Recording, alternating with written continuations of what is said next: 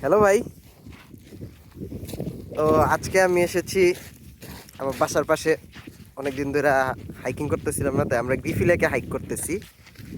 Literally লেকে hike করতেছি। এই যে দেখেন, লেক পুরা জৈমা বরফ হয়ে গেছে। ওই যে গাড়ি টাড়ি রাখা, এইখানেই আমরা সামারে আসছিলাম, কায়াকিং করছি, এই পানি দিয়ে কায়াকিং করছি। এবং আজকে টেম্পারেচার ভালো, আপনারা তো সেলসিয়াস ছাড়া বুঝবেন না হয়তো বা। তো আজকে টেম্পারেচার 2-3 ডিগ্রি সেলসিয়াস। তো বরফটা সকাল এই রোদে হালকা হালকা গলতেছে, কিন্তু এখনও রোদটা এতটা স্ট্রং না যে পুরা লেকটারে গলায় ফেলবে।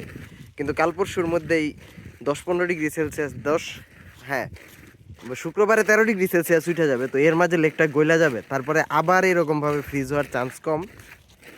তাই এই ওয়ার্কিং ডেতে ব্যস্ততার মাঝেও আমরা দুজন এসেছি শেষ সুযোগ করার গ্রিফি লেকে হাইকিং করতে, মানে লিটারালি লেকের উপরে। এবং দেখেন লেকের উপরে রাস্তাঘাটে কি জানি বলে মানুষজন ইয়া করে। এবং এই যে এই গর্তটা দেখেন, এটা হলো আইস ফিশিং এর গর্ত, মানে আইসের মধ্যে গর্ত করে তারপরে ওদিকে মাছ ধরার ট্রাই করে।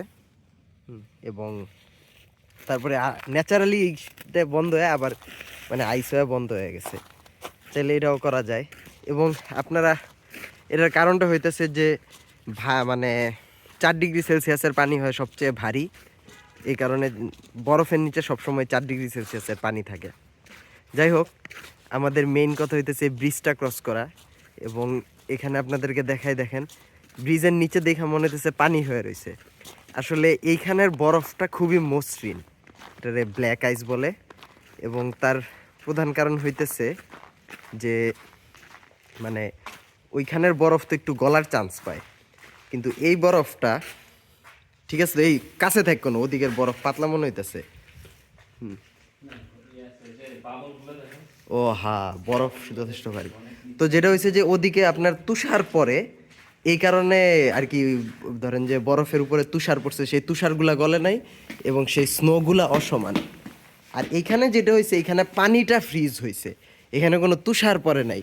এই কারণে জাস্ট পানির লেয়ার ধরে ফ্রিজ হয়েছে। আর যে দাগগুলো দেখতেছেন ওগুলো স্কেটারদের দাগ, এই কারণে এখানে পুরা লেয়ার। আর এখানে হলো, হ্যাঁ, ওই যে আইস স্কেটিং করে, যে ওই যে পা দিয়া যে ই করে। ধন্যবাদ প্রশ্নটার জন্য। হ্যাঁ, সে জানতো, কিন্তু দর্শকদের জন্য বলছে, আমি তো একটু আগে। আচ্ছা, যাই হোক।